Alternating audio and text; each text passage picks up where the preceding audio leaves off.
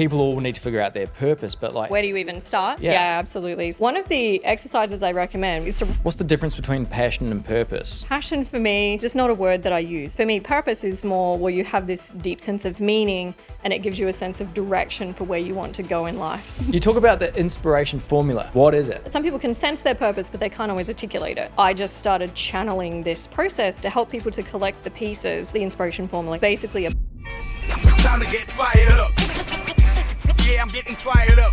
Your thoughts can become plans, plans can become actions, and actions become a reality. We share powerful stories and simple steps to fast track your business and personal growth. Are you ready to make it happen? Let's get fired up. Today's guest is Emily Gowor. She is a writer, author, and keynote speaker. And after overcoming near-suicidal depression earlier in her journey at 17, Emily turned her life around and devoted herself and her life to inspiring people to reach for more.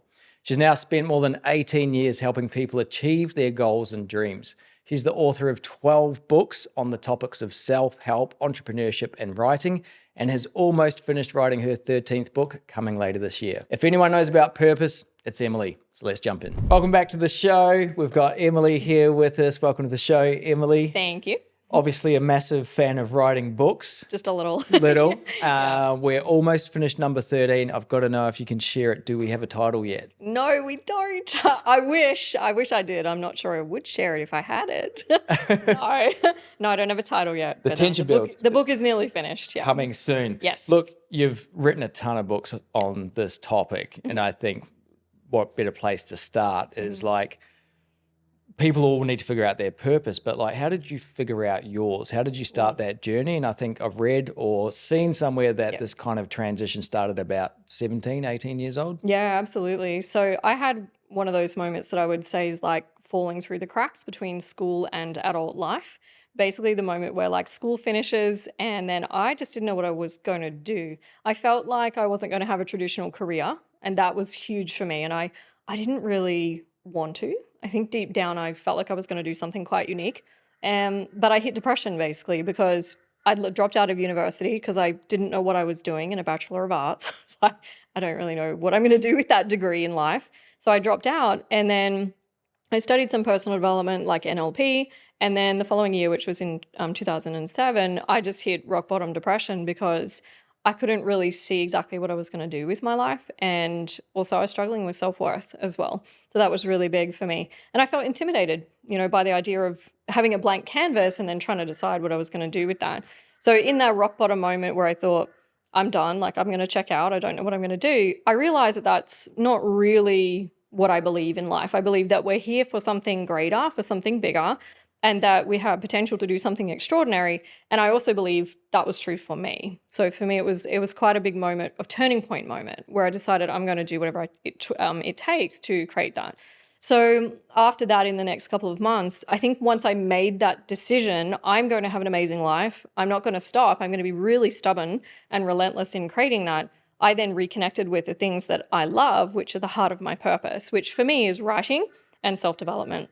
And from that space, it was like, and I think this happens when you get clear on your purpose, I shifted from within. And so then it was like life or the universe, some people call it God, stepped in to help me. And I got goosebumps. I started attracting in the most amazing people, opportunities, and ideas. And my life changed from that point forward.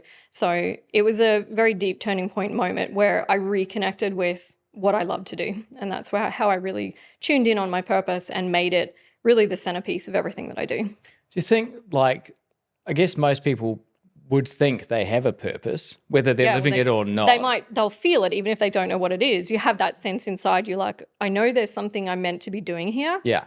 That I'm just not quite sure what it is. So yeah.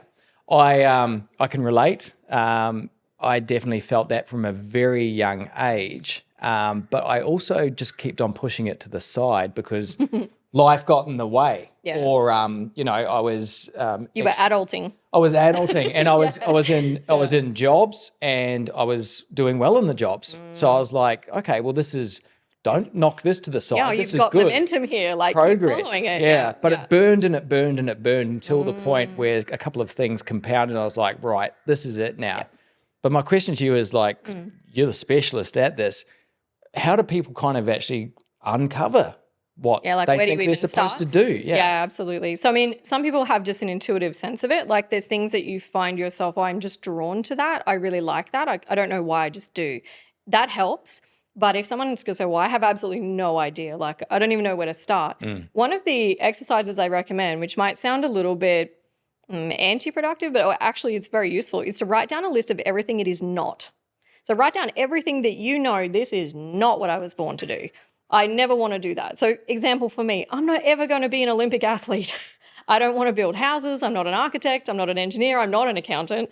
And so by writing those things down, like I'm not a dancer, Yeah. you actually get this sense of freedom because suddenly you think, oh, actually that now I know what it's not. And then by default, you can start narrowing in on what it actually is. Say, well, if it's not that, your second step would be to say, well, then what do I think it could be? And not, without saying, oh, I have to define exactly what it is right up front, allow yourself to play in that space. Well, I like connecting with people. I'm a people person. Okay, so we know that that's one of the ingredients of my purpose. Yeah. Or I'm really fascinated by human psychology. Or in your case, like I love business. Like you love business. You love finance. So you know your purpose is going to have some of those key ingredients are going to be like the blueprint almost. Yeah. And from there, you can start to get clearer. And it's not necessarily an overnight process, although it could be. It's not necessarily that quick for a lot of people. What's the difference between passion and purpose? Great question. Well, the word passion, if you actually look up the etymology of the word, and the true definition is like a state of extreme emotion and suffering. But most people don't use that because it's become like a pop word in self-help. Oh, find your passion. Yeah. So passion for me is just not a word that I use. I'd be more inclined to use the word purpose, to use the word calling, a sense of destiny, your dharma in life. So for me, I think, passion just has a totally different definition. For me, purpose is more where you have this deep sense of meaning and it gives you a sense of direction for where you want to go in life. So quite different. I actually never use the word passion. You won't even find it in any of my books. Good. It's nowhere in there. That makes sense. The If definition. you find it, come email me. What is going on? Yeah. Yeah. Okay. So, because like if someone said to me like, Ben, what is your purpose? I would have to actually ask them back in relation to what? Because if what's your purpose with your career? Then I can talk to it. But I'm like, well, hang on, I have a purpose as a father. I've got a purpose as a husband. So maybe the best way to ask this is like, if I said to you, like, what's your purpose? Do you have that all summed up into one thing, or are we talking just about as it relates to career? For me, it goes across my whole life. Okay. So I tend to feel, at least for me, my sense of purpose colors my whole life in a really beautiful way. So if we're looking at that cross between like family life and work life, which is a great question, and I don't have kids, so I'm not like raising a family. It's not really an innate part of what I feel is my purpose, which actually might even answer the question. For me, it's just not really where my purpose calls me, and that's perfectly fine. But so if you say, well, but for me, it was okay, I want to have family life that allows me to fully fulfill my desire to write books, that allows me to do what I feel called to do. For some people, that purpose is to raise an amazing family. It is to facilitate growth and the next generation of amazing leaders. I think that is so inspiring. It's just not what I feel called to do. So I think your purpose can cross potentially. It's like who you want to be in the world as well as what you want to do. And I think purpose has a bit of that bridge where it's like, who do you want to be? I want to be an encouragement. I want to be an inspiration. And then, well, what do you want to do? I want to write. I want to speak. I want to share, especially. I definitely want to write. So I don't know if that answers your question about there's different dimensions to purpose, I think. And for some people, it will be very family oriented. For other people, it will be very business legacy. It doesn't mean you can't have both. Yeah. It's just being conscious about what that purpose is for you in that area. Yeah. I found, and I've spoken to a few people on this, some of them have got like their declaration or their one sentence, one paragraph, one motto. And I mean, we talked about that burning feeling to follow what you love. Yeah. There was also the burning feeling of time and time with my family. And if I'm running a corporate job like I was, that was taken away from me. So I was like, well, hang on, what is your purpose when you are going to be on your deathbed? Right. It's not going to be about how much money I've got and how many nice things I bought along the way. It's going to be time and relationships. For sure. So I gave myself my motto, which is I want to do what I want when I want with who I want. And in order to do that, it's time with family, time with wife. You're going to have to run your own Yes. business. And if you're going to run your own business, you may as well do it with things that you are passionate. That makes sense. But you have Yeah. a purpose to. I'm going to stop using the word passion now. Sorry about that. No, it makes Just sense edited to your me. vocabulary. It Yeah. makes sense. I'm going to use it. You talk about the inspiration formula. Yes. What is it? Ooh, I love that question. So, I had quite an amazing trajectory. So from that point where I had rock bottom moment, and then after that, the only way I can explain is I just attracted the right people and things into my path. So I got into entrepreneurial networks, and then I was doing lots of personal development work, which I believe is a huge part of success in life. And through that, I was on a trajectory. So probably about mid to late 20s, I was like flying in my career. It was like 6-figure business, and I had that now consistently, which was amazing.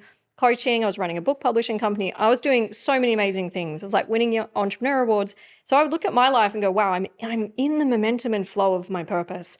And then I would look at some of the people I knew and my clients and friends and wonder what the difference was. And the simple answer that I came up with for that is I was so connected to my purpose and taking action on that and living in alignment with that. And then I figured out that some people can sense their purpose, but they can't always articulate it. So 1 o'clock in the morning or like 1:30 in the morning, is probably 2015, I just started channeling this process to help people to collect the pieces so that they could write a purpose statement. So basically helping them to articulate that inner feeling, that burning feeling like they're born for something more. That's what the inspiration formula is. It's basically a purpose statement writing exercise. Does it focus on the wants or the pain and the wants? I think actually, in a way, it's kind of neither. Okay. It's focusing on who you are in the world, who you want to be, and what you want to do. So, because the thing is, like with purpose, there's your purpose. If I say my purpose is to share inspirational messages with the world, I love that. By the way, I also want to do that with my family and friends. And if you ask them, I'm very encouraging. So most of the time.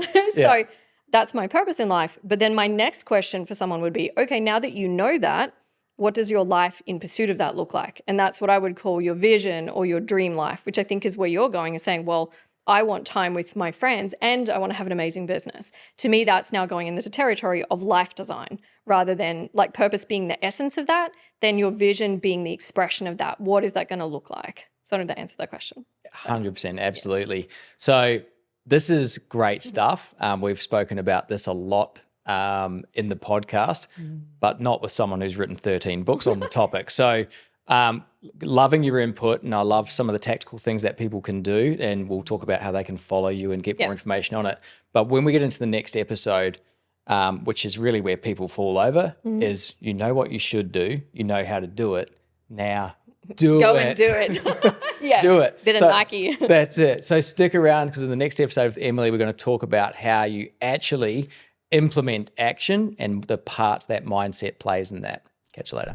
If you've enjoyed this episode, then subscribe on YouTube or follow our podcast on your favorite platform. We drop a new episode every week. You'll be doing us a massive favor. If you know someone that would benefit from listening to this, then share it with them. You'll be doing them a massive favor. And if you want the tips, tools, and resources to support you on this journey, then join our exclusive Facebook community and follow our socials. You'll be doing yourself a massive favor.